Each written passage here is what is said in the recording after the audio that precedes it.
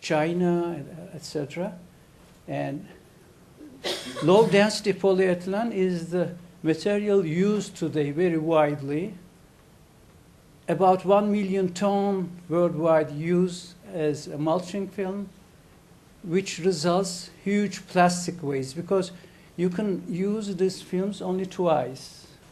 So you cannot separate or recycle them because they mix with the ground. So you just damp it. So this is the difficulty. So if you can have a biodegradable, compostable ones, it will be very beneficial.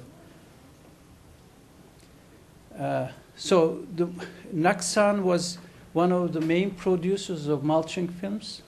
We sell it outside also, not only for Turkey. So we were looking for alternative solutions, and we proposed them this project, and they were happy to join us. So we have initiated last year. It took 1 year to go through all these protocols, etc. The problem with bio-based materials, the main problem is their price. They are expensive, and their properties sometimes not good enough for all applications. So we have to improve the quality of the material. We have to reduce the cost. There are natural polymers and polymers produced from bio-based, and we prefer polyhydroxy acids, polylactic acids mainly. There's a reason because lactic acid is a kind of sleeping giant, they call it. You can easily produce it from different natural material, even the waste, biological material, biological waste. So it's good. You have to, it is mainly produced by fermentation, and you can use a lot of different microorganisms. Even if you can use genetically modified one, you can increase the yield, of course. There are, in Europe, Purak is the main producer of the polylactates for different purposes. Cargill Nature Works, of course, is the leading company.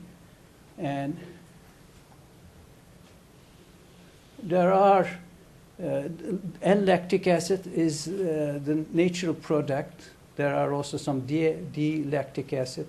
And we converted them to diamers. In order to go high molecular weight, you have to use diamers, lactate, etc. And if you start from the lactic acid, unfortunately, you can go only oligomeric size or up to 10,000 molecular weight, which is not enough to produce something mechanically strong.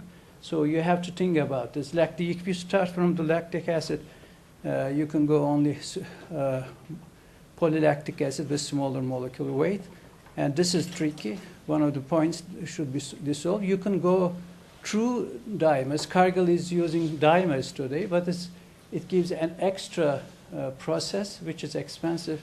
I remember when we started using polylactate, start producing polylactic acid, well, it was beginning of 1990s.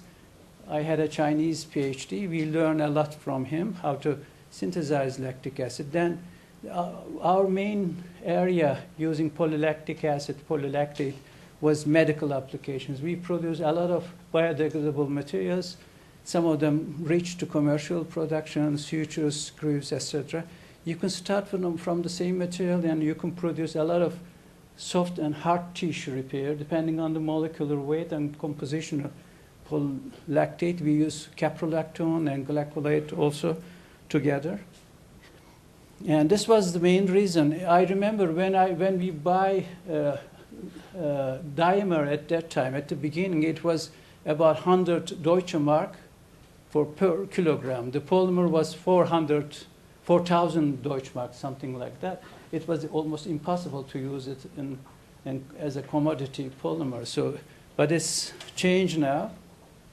Cargill was one of the, controlling the polymer composition and molecular weight, you can control the degradation rate. And this was the main reason that we started with lactic acid. It's cheaper now, and we can produce polymers and use them for mulching film and packaging also. There are lots of natural polymers. We selected starch because we produce starch. Even Cargill produced starch in Turkey. So we have a lot of sources, starch sources. Even we have some waste material. People are working now on using starch together. And let me go fast. But the problem is using this agricultural product like starch. There's a question mark, eat or use. This is one of the questions they ask me when I present something that we're going to use starch for the production of plastic. They always ask, but we need some food. But I always tell them that we have to find a way how we can use the waste starch, because we're having problems sometimes to export potato, this kind of things to abroad because of the problem. So we have a lot of waste time to time. This is in Turkey, just give you an idea about how Turkish language looks like. This is the approach that we use. We start from starch. Nişasta is starch. So we have a nişasta starch particles. We modify them, oxidize first, and try to convert some hydroxyl groups to aldehyde to control the crystallization degree, and also to control the hydroxyl groups content of the starch, which is important. Then we polymerize lactic acid. We don't use lactic acid together, and we are trying to design a planetary system for high amount production of these systems. So we use sometimes catalyst, tannous octate is used in production of biomaterials. And what we do, we polymerize them, and some of the lactic acid grows on starch as a graft. So it increases the compatibilization of the starch base with the lactic acid. And also there is a homopolymerization of lactic acid in the same medium. So we end up with a blend of starch and lactic acid. And we can control the degree of grafting and since it's we have some oligomers exist in the medium, which acts as a plasticizer. So we control the amount of homopolymers to control the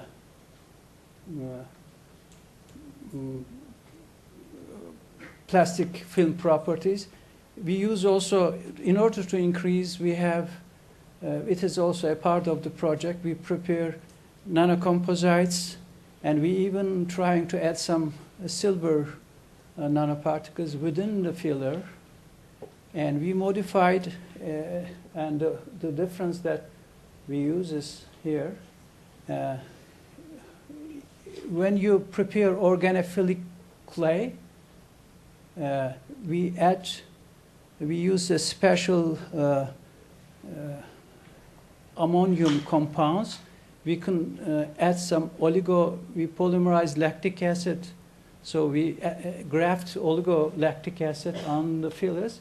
So it will be a kind of, again, compatibilizer, excellent compatibilizer. And this year, actually, we proposed a project. There was an active packaging proposal. We prepared this, but there was a wrong information. We sent this proposal at the beginning of this year, but the structure was not. The number of the groups from Europe was not enough.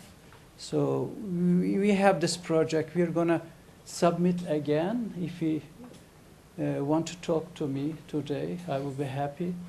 We can share this. We are here including nanoparticles, you already heard, and trying to have a surface-enhanced Raman spectroscopy system to read the intelligent tags on the meat packaging. And we are doing all these things in the laboratory now.